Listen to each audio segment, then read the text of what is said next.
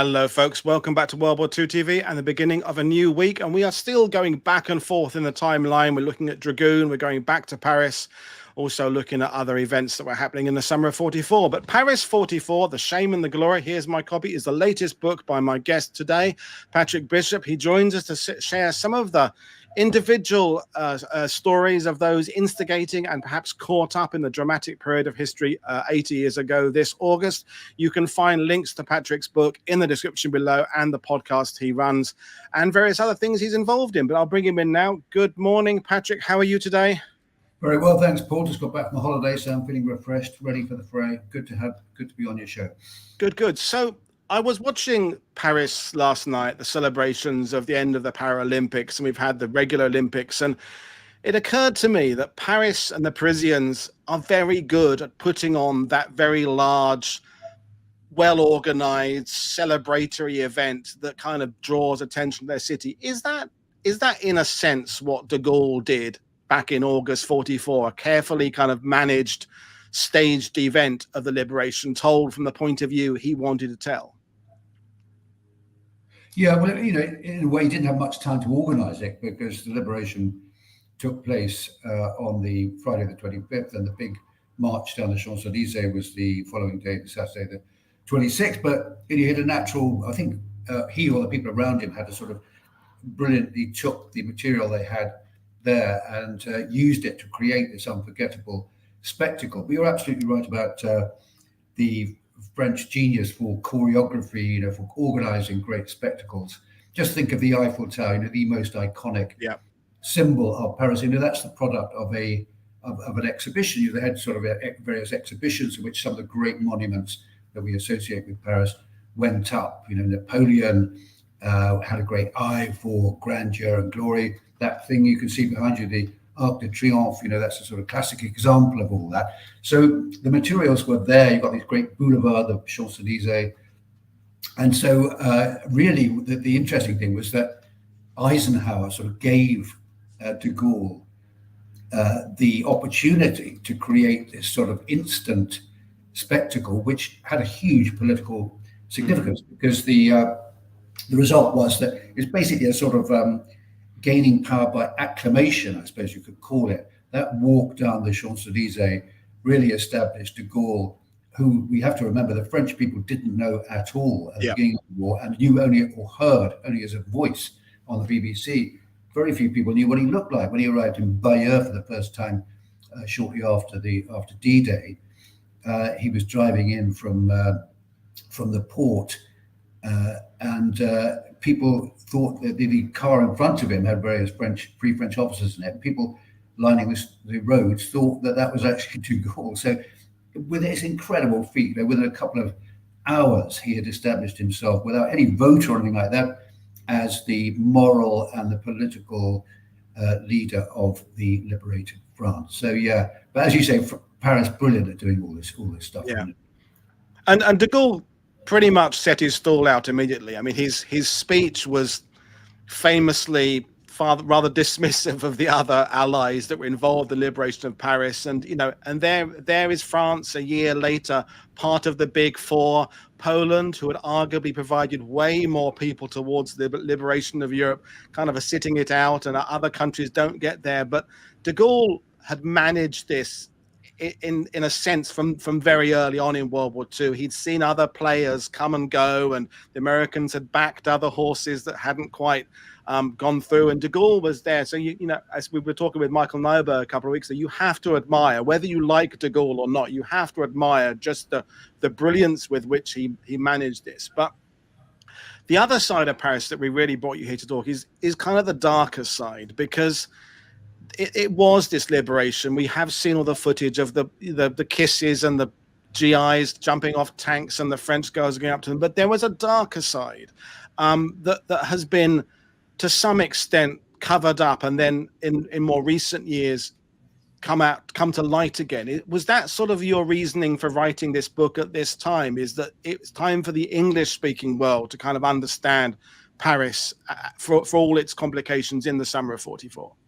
Yeah, and I think the point was to just to emphasize the complexities and the contradictions rather than to say actually the dark side predominated, because yes, it was ugly, but I suppose it was inevitable. And again, it was part of a sort of French tradition. But you're right. I mean, I think the point you have to bear in mind is that the fall of France in 1940 was a shameful event. No one really could take any pride in what happened then. The military pretty much collapsed. They basically stood back. The politicians declared Paris to be an open city, so the Germans just had to walk in. No one, except for a handful of people who I've been trying to find out about who they were, but only 4 or 5 incidents of people actually firing a shot at Germans as they march in. They're kind of anonymous patriots, who were immediately gunned down, of course, but the army didn't do a thing. Now, if you only go back to 1914, not that long before, the Germans had almost got to Paris and been stopped at the Battle of the Marne. So there was a tradition of last-ditch fight to the last man defense, which had just gone by 1940. We could talk for ages about the reasons for that. But the fact is that the Germans walked in, and then the population, while not exactly welcoming them, didn't really, display any enormous antipathy to them. They, particularly the businesses, all the things you associate with Paris, the restaurants, the cabarets, the nightclubs, they all the music halls, they all opened up pretty well immediately, and the same pre-war stars took to the stage by and large. Big names like Maurice Chevalier, Edith Piaf. Some stars actually should be mentioned. People like great actors like Jean Gabin. They did their bit. He was actually in Hollywood at the time. He stayed there, and then he joined up with the Free French and ended up taking part in the liberation as a tank commander. But that was the exception rather than the rule.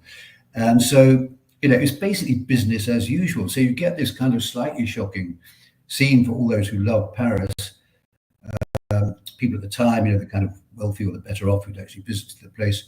The idea that the places they'd visited as tourists were now kind of full of men in grey uniforms being treated with the same kind of, hospitality, if you like, as they had been. It was a kind of slightly shocking idea.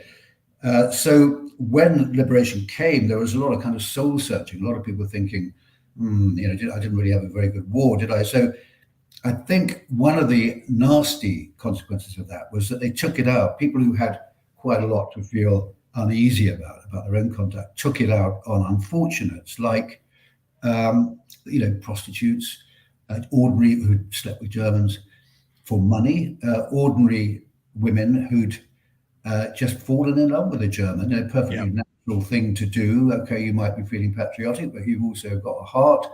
And so they too were treated in this way. You see in the picture, having their heads were all shaven. This was a very symbolic, interesting sort of metaphor really there.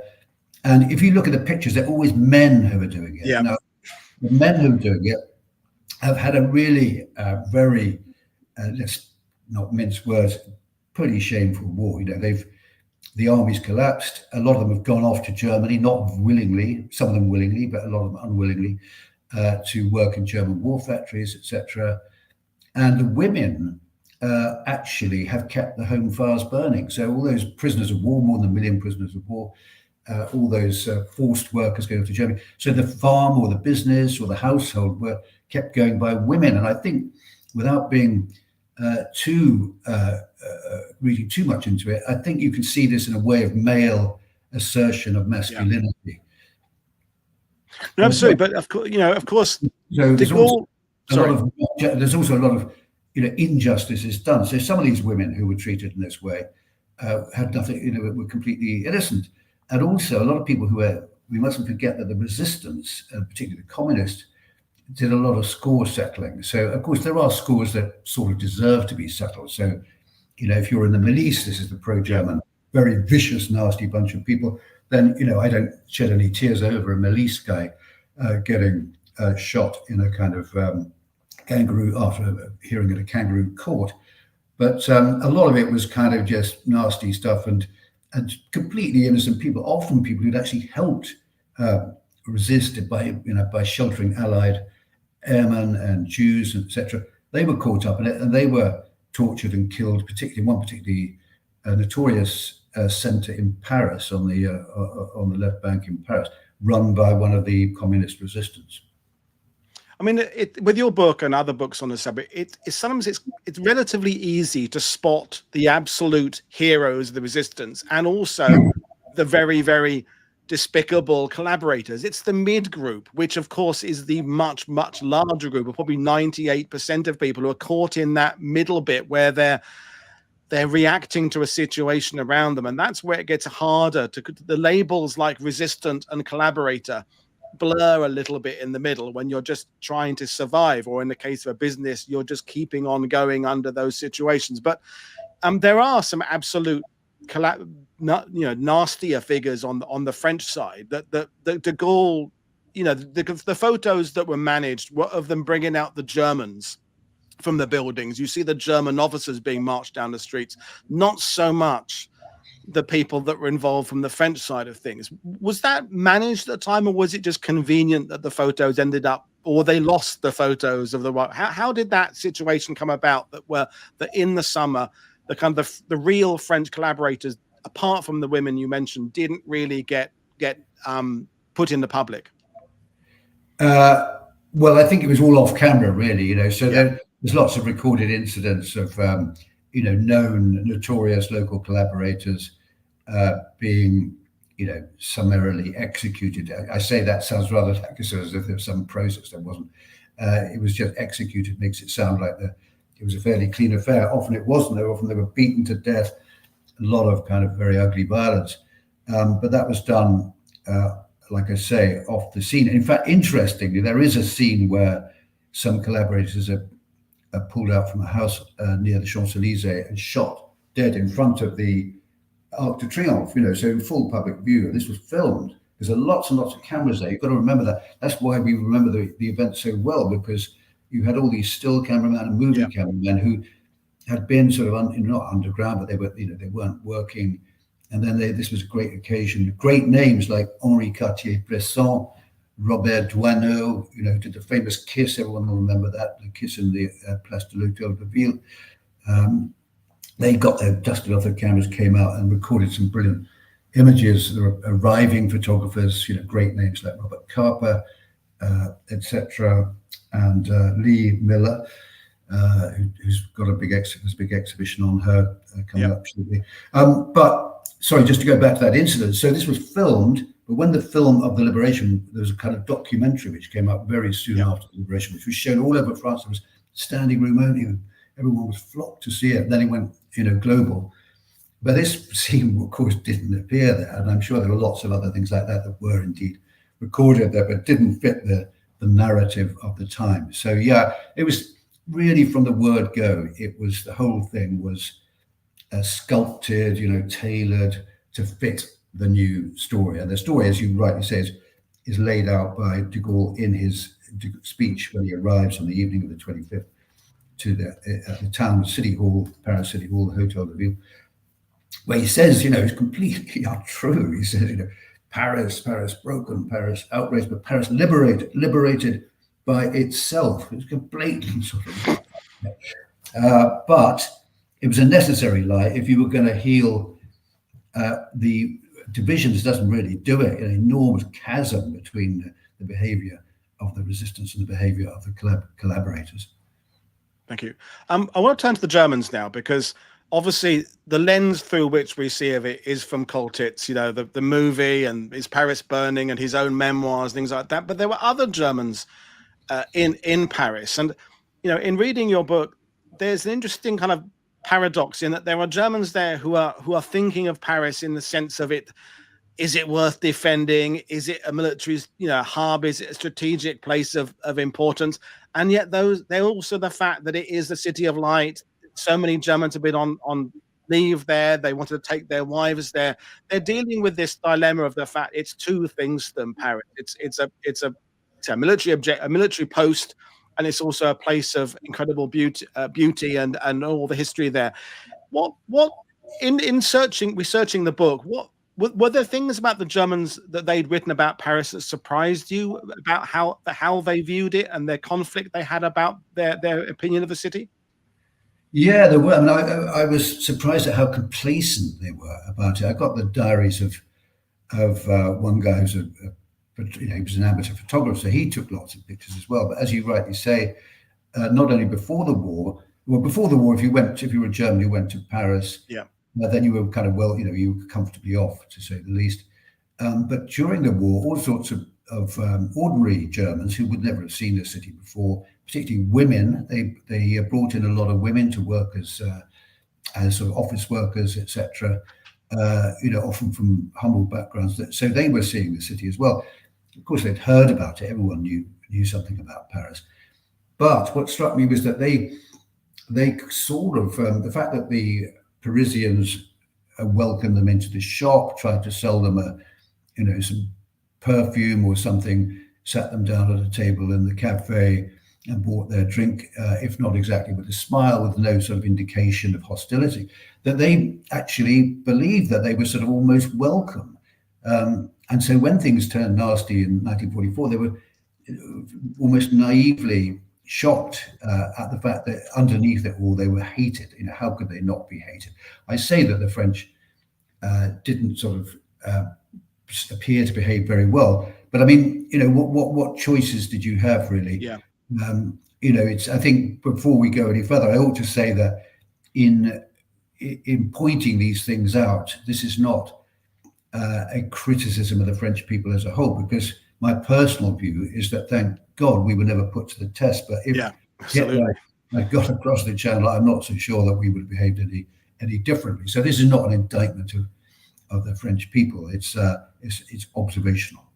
It's just an examination of the human condition, and let's face it, every tourist going to Paris knows how good the Parisians are at putting on that show of making you feel welcome, because they want your money, which is essentially what London does, and Madrid, and every other capital city who want to make money off tourists. And as you said there, the Germans were just another batch of tourists who were there. But the views of Paris in the summer of 44, where we often talk about military campaigns on this channel, where the people participating are on one side, the military, or on the other side, there are a lot of people in Paris who are just there for very random reasons. Art and sculpting and photography and poets. It's been a home to people for centuries, and still is. Did that give another kind of voice? Those that didn't really necessarily have a dog in the fight, so to speak. There were people there who were just considering themselves as a citizen of the city, a citizen of art, because you write about sculptors and artists and Picasso and photographers. Was there a collective feeling of these people about the events, or were they all looking at it through totally different lenses? Well, I think that the most prominent one is, of course, Paul, is Picasso, who features quite a lot in the book. Picasso is a great artist. We all know that. Not such a great human being, and very what we would call now, I suppose, a narcissist. Is that the right word really for him? Anyway, he's intensely self-centered. So basically, he's concerned first and foremost, and in front of everything else by a mile, his art. That's followed by his women. So basically the war is an enormous sort of disruption, inconvenience for him. It means that he's got everything sorted out in his love life. He's got his one mistress parked in one place, the mother of his child parked somewhere else, never the twain shall meet. And so he's got everything organized. He's got his studio, which he loves, and the Quai Saint-Augustin on the left bank. And so then the Germans march in, and it's like, shall I stay or shall I go? And the Americans have said to him, and indeed to Henri Matisse, you can come to America, we'll welcome you with open arms. But rather, it seems at first sight heroically, he says, no, I'm going to stay here and just take what comes. But he himself said to his mistress, well, this may look like I'm being rather brave, but in fact, it's just, I'm very stubborn, I can't be bothered to move. And so politics, even though he later became a communist, claimed he joined the Communist Party, but he was a very, in my view, apolitical person. Politics came very, very low on his list of interests. And so he basically just got by. Now, the interesting thing is that the Germans, such was his fame, that even though the Germans had sort of designated him a degenerate artist in the notorious Degenerate Art show that was put on in Germany before the war. But they were still very wary about messing around with him. So they basically let him get on with it. He was, kind of, he was open to flattery. So he was invited to various sort of, gala events and things, which he went along to, not all of them, but some of them. And he was befriended by one of the German occupiers, Ernest Junger, who was a famous pre-war German writer. He was a First World War hero. And so the two actually were quite similar. They're both very egotistical, egocentric.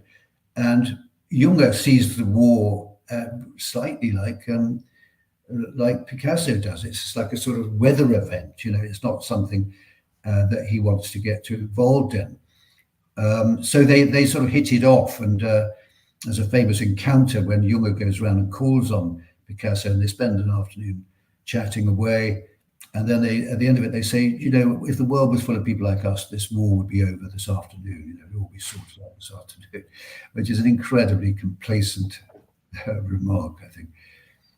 But it does remind us how interchanged the lives of these people were. Paris and cities have that ability to mix people up. And it's not like in your book, as you said there, that the artists, their part of the story is separate from the German officers, and that because it's all intertwined. The resistance people. I mean, we're going back to Picasso there. One of the women he knew, the poet. I'll put a photo up now. I mean, this is, you mentioned the shaving of the heads of the women who'd, been collaborating horizontally with the Germans, but there were an awful lot of women involved in the resistance and in the publicity of the resistance who, to some extent, were not whitewashed out of the history at the time, but the men kind of dominated the narrative. You put the women back into the history. You put their narrative back in. Clearly, that was the important aspect to you, to have the voice of the women, because you only got to look at the footage. It was almost equal numbers of men and women on the streets there. Yeah, that's right. I mean, we're talking. We can't be too, retrospectively condemnatory about this. But Madeleine Riffaut, who you've got the picture up there, is a very, very interesting woman. She's a girl from the north of France. She is inspired to join the resistance when she's humiliated by some German soldiers when the train stops at I think it was Lille station early on in the war, and she's sort of burning with the desire for revenge. And she's a patriot, she's a leftist, so she joins up. And one of the things she says in her memoirs is that the women weren't entrusted, they were given kind of lowly jobs. They were basically carrying messages and things like that. And she said, "No, I want to fight," and so they sort of rather grudgingly allowed her to take part in operations like putting plastic explosive into the exhaust pipes of German vehicles and blowing them up. And she ends up actually killing a German herself with her own hand with a pistol. She's captured and taken miraculously. She manages to doesn't escape. She's released in a prisoner exchange organised by the Germans at the height of the when things are turning pretty difficult for them. And then she actually leads an attack on a German train during the uprising. So she's a very interesting woman. There were lots, as you say, like her. There's a famous bit of footage of a woman running out and grabbing the weapon of a German in seconds after he's been shot. But once the war, the actual uprising was over, and the mise en scène, the kind of the crafting of the new story begins. The women are pushed to the edges, and so you get lots of staged photographs. A lot of the photographs people will have seen of the resistance are staged after the event. So they're guys on barricades with their rifles. There's a famous one of a window overlooking the quai, one of the quays on the Seine, with these guys very theatrically posing, pretending to throw grenades and stuff. They didn't put women in those. They put men. So yeah, a lot of montage, as the French would say, going on. And their armbands are nice and clean and pressed in those stage photos, and everyone's looking a little bit neater than perhaps they would have been a few days earlier. But and the hair all very carefully. So. all oiled, yeah. But it does bring us back this idea of the not management of it, but the well, management, I suppose, is the right word, because de Gaulle's focus, as we said earlier, was to reunite the country. I mean, the French had been struggling since the days of Jean Moulin and earlier to unite all the different factions within the resistance. And although it was nominally united by the time of August 44, it was not really. It was coordinated in a sense of they were seeing the liberation as the goal, but how they were going to sort things out beyond that was kind of left in limbo a bit. And de Gaulle was the one to kind of bring all that together. As we said, within a year, there they are, one of the four big power players in Europe. But it does mean that elements of the organization of the liberation from within do get kind of short shrift. The communist role, for example, de Gaulle, with the making of the Paris Burning film, kind of makes sure it's the resistance leaders he wants to be shown, depicted, are there, not the other ones. Does that mean that we as consumers of that literature and the films, after all, were being misled about who was behind the liberation of Paris? Yeah, I think to a point. I mean, the resistance really was the communists for a lot of the war, not just in Paris but elsewhere. Certainly organizationally, they're the ones that had the kind of discipline. A lot of them were veterans of the Spanish Civil War. So beyond this core of true believers of communists, you've got the political spectrum is very wide indeed, and there's not much that unites them except their hatred of the Germans, their patriotism, and their acceptance of the leadership of Charles de Gaulle. So I think that is true. Roland Tanguy was the communist kind of leader in Paris, so he played a very important role. But he was, after the war, he just sort of faded from the scene. He actually joined the French army and ended up, I think he was a colonel at the end, not particularly elevated rank given his role in these great events.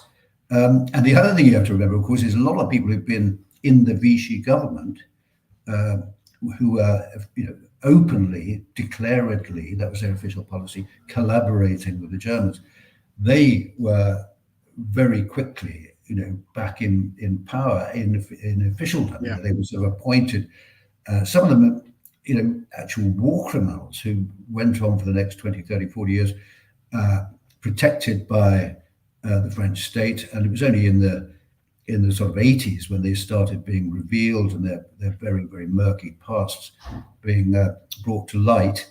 And some of them ended up on trial. But basically, de Gaulle, I think, we shouldn't be too condemnatory about this, because what do you do if basically the self-declared official government of France has collaborated? Yeah, that means every French official was told, that's everyone from some local bureaucrat to the prefect, you do what the Germans want you to do. And then how do you run the country if 90% of the officials have got essentially or have been on the side of the Germans throughout the war? You can't fire them all. We saw the mistake that was made in Iraq after the American invasion of Iraq. I was there, and it was a catastrophic error to fire all the police, to fire anyone who'd been at the Bath Party. So they should have learned from de Gaulle that things don't go well if you do that, or rather, he avoided that by just recognizing the unpleasant necessity to have people who had dirty hands carrying on in their posts. And it wasn't unique. I mean, the Philippines gave a kind of a blanket amnesty to everybody in 1945 to just think about how they were going to move forward as a country looking forward to independence, et cetera, et cetera. So, France wasn't the only country to kind of, in a sense, paper over the cracks there, but it has left this legacy. I mean, you've lived in France, I live in France. it's still taking the French. We're 80 years to untangle what the war means to them. I think they're mostly there now. The last few years, the French are, I don't want to say embracing, but you know, you can't turn the television on without there being a documentary about all the Vichy collaborators and Pétain being an arsehole, all that kind of stuff. They're really into it now, whereas there was a period where they were kind of just not forgetting it, but just sort of leaving it in the other room in the darkness. But maybe a swifter. Yeah, I'm glad you said that, because people often say, Brits say to me, "Oh, the French, they're still." Well, you're right. They have owned up to their past, but it's taken them a long time. But understandably, there's a lot to feel guilty and ashamed about, and the echoes of those divisions are still there. It'd be interesting to hear what you have to say about this. But the tradition of Pétainism is still, there are traces of it in the National Rally, in the old National Front. Le Pen was a great Le Pen père, the father of Marine Le Pen. Jean-Marie Le Pen was a great admirer of Pétain and a great apologist for Pétain, and a great admirer also of a guy who features in the book, the arch collaborator Robert Brezilliac, the novelist and journalist who was a sort of mouthpiece for collaboration in the newspaper he ran, Je suis partout. So old Le Pen used to quote Brezilliac. So these traditions die hard, and you can actually, in a way, see what's going on in French politics now as a recasting of those divisions, with Macron as a sort of pseudo de Gaulle. He certainly sees himself as a de Gaulle. I remember that, you probably remember the scene when he was elected, first elected to the presidency, and he had this, again, very stagey walk across the courtyard of the Louvre, this lone man with sort of kind of moody music, and him walking alone with all the weight of responsibility and power on his shoulders. That's all very staged, very de Gaulle type thing. And in Marine, we see someone who belongs to that very nationalist, all our problems that fall to foreigners, etc., which is very much a sort of Pétainist Vichy sort of vibe.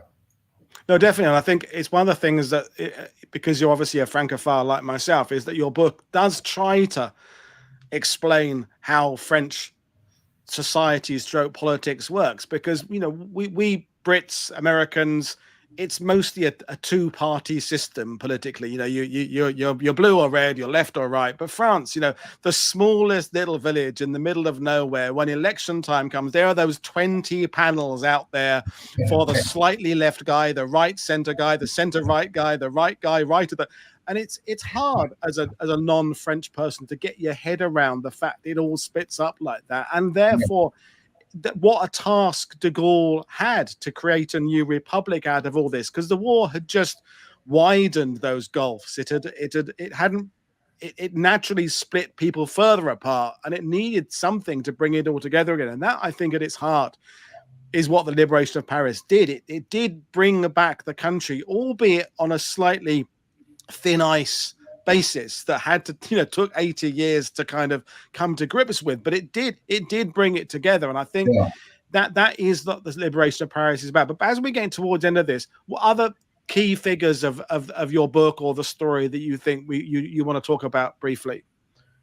Before we get to that, what you just said is very interesting, Paul, because the point is that, I'm sure you'd agree with that, all these people, be they Vichyites or be they communists, were, if you ask them, are you a patriot? They say, yes, I am. And what I'm doing is for France. I love France. That's why I did what I did. So I think that moment, the Paris moment, allowed them to celebrate their Frenchness, if you like. And as you say, that was the beginning of the paper. The first layer of paper goes over the cracks, and so that allowed them to move forward. And so, I think that's something that people in Britain forget. So in Britain, the left tends to be pretty unpatriotic. It's definitely uncool to be patriotic if you're on the left in Britain. In France, it isn't uncool, and so that they are united by a degree of patriotism, which I think the left, the progressives here, would find very uncomfortable Yeah, patriotism can be a dirty word to some, doesn't it? Which Yeah. is odd, like the word revisionist being a dirty word, because revisionist is not a dirty word. It means looking at something from a fresh angle, which is essentially what your book is doing. But yes, sorry. So any figures? I mean, one of the other. Sorry. Yeah, well, I'm saying there are lots of them. The kind of I'm interested by. There's some the women. It wasn't deliberate, but I did come across lots of interesting women. Rose Valland, who you will know about, but I don't think many Brits know about, who's this overlooked, very erudite art scholar who worked in the Jeu de Paume, which was the one of the art galleries in the Luxembourg Gardens, where the Germans basically used as a storehouse for the looted art. And she quietly, because she was a rather kind of unobtrusive figure, noted all the comings and goings of all the paintings. So when the war ended, or when the liberation came, she was able to provide all this documentation of the art that had been stolen, and it was a huge help in recovering all the art treasures of the nation, not just France but elsewhere. So people like that.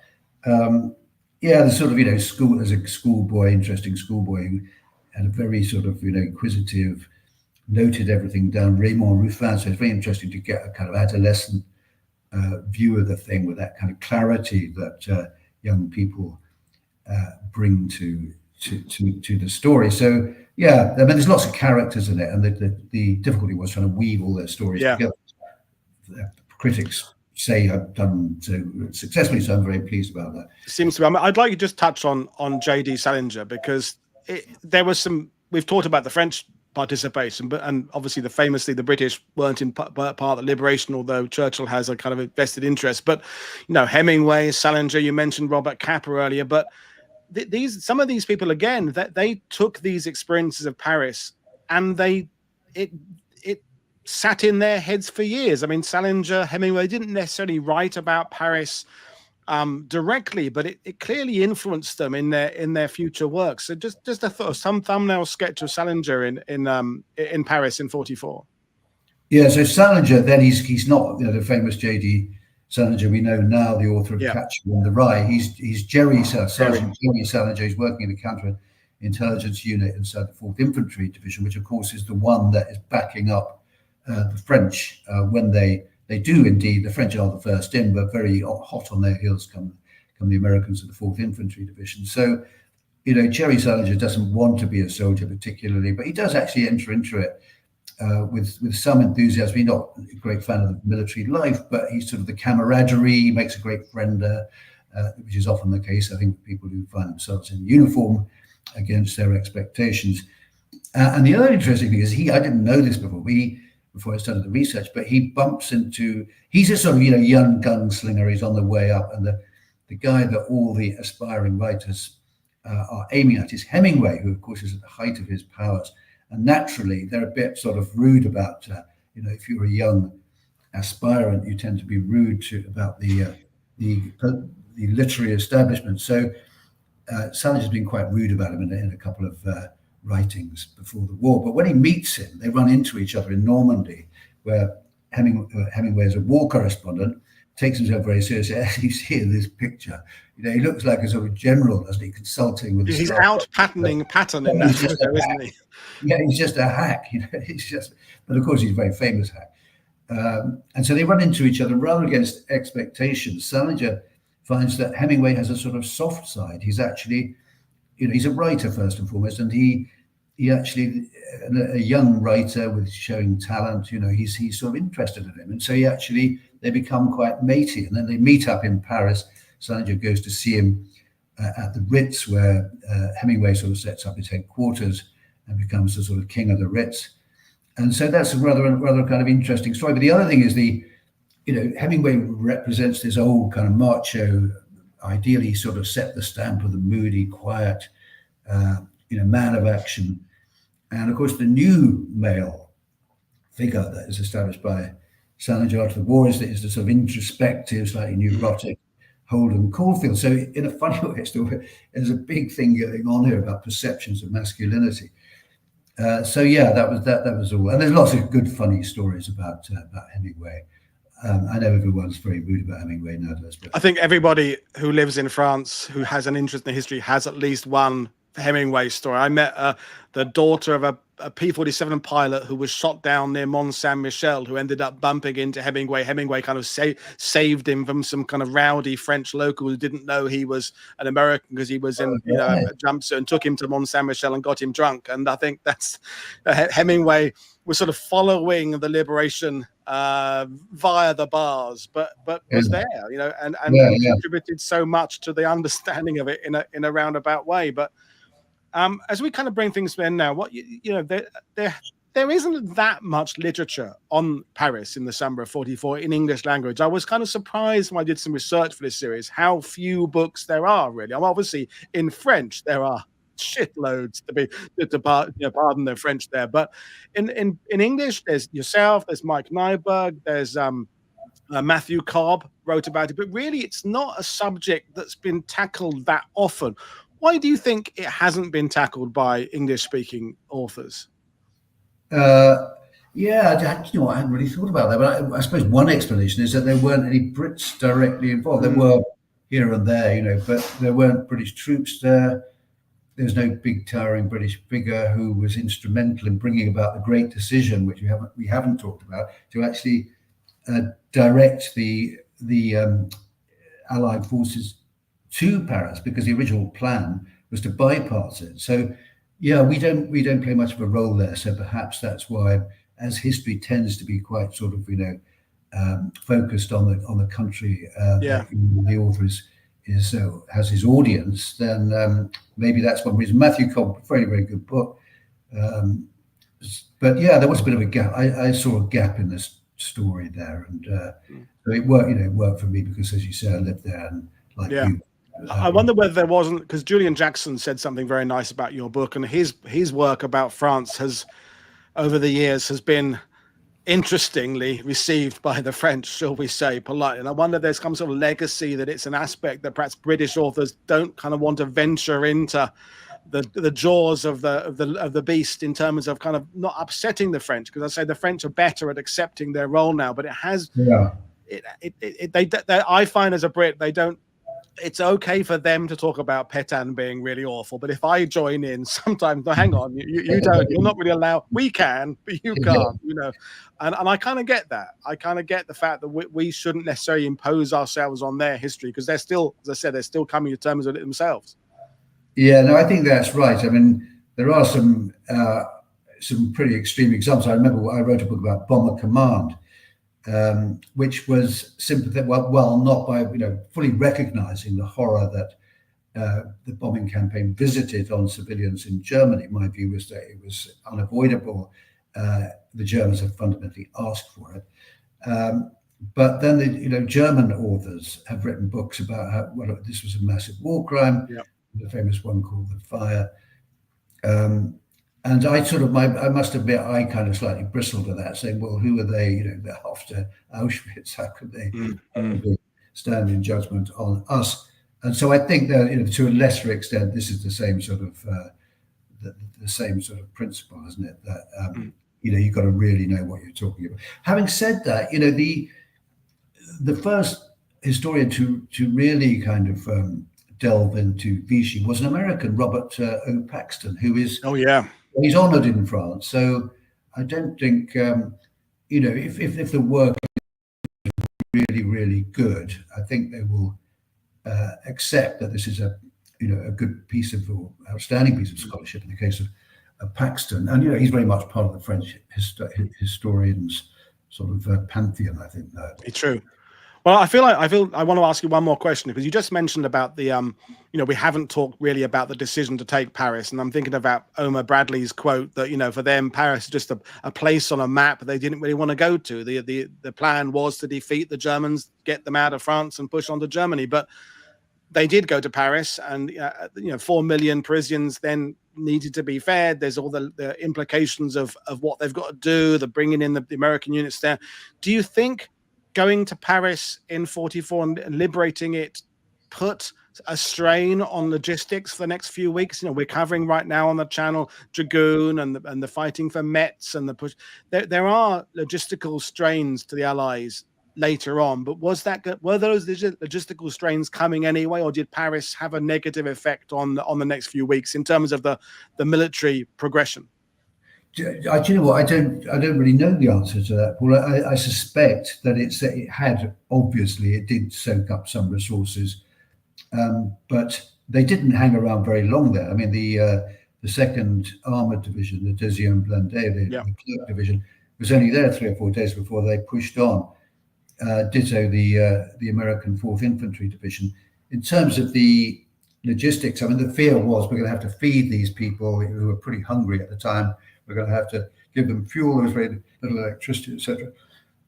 But I think, things sorted themselves out quite quickly. And in terms of actually diverting troops from the fighting, it was a very temporary thing. So I think the answer is probably no, it didn't. I mean, that's what my hunch tells me. Yeah. Yes, there are some short-term problems of getting in food and things like that, but you end up gaining Paris's airports. You gain the railway network. I think the negatives probably outweighed the positives outweighed the negatives. The next weeks on it was just the fact that the Allies were biting off a lot over the next few weeks with all the campaigns that. I mean, we've only got to look at the fact in the first week of September, 80 years ago, they're fighting in Brest to the absolute west of France, and they're fighting in Metz to the absolute east of, and that's just that's just Patton's Third Army.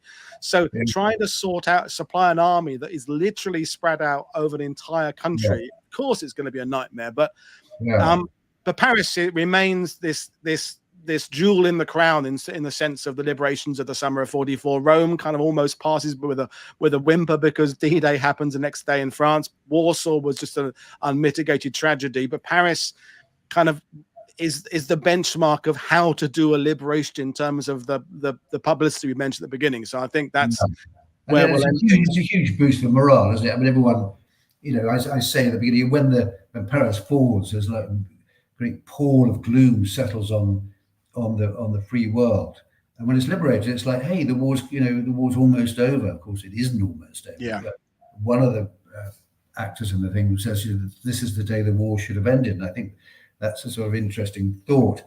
There is this feeling there is a future, a bright future, when the Nazis will be utterly crushed and we can all start our lives again. So it was a massive boost to the spirits.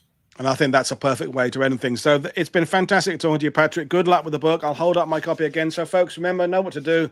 Go and buy a copy of it from your local bookshop or online, or borrow it from a library. But it's a fantastic addition to the literature about the summer of 44. Folks, I'm back in tomorrow. We're talking about Operations Linnet and Comet. Those operations were cancelled ahead of Market Garden. That's with James Daly again. We've got shows about rogue agents serving for the Russians coming up this week. We've got lots of stuff coming up. Click, like, and subscribe. Buy my guest books. But right now, this is Paul Woodadge and Patrick Bishop saying thank you very much for watching, and we'll see you all next time. Cheers, everybody. Bye.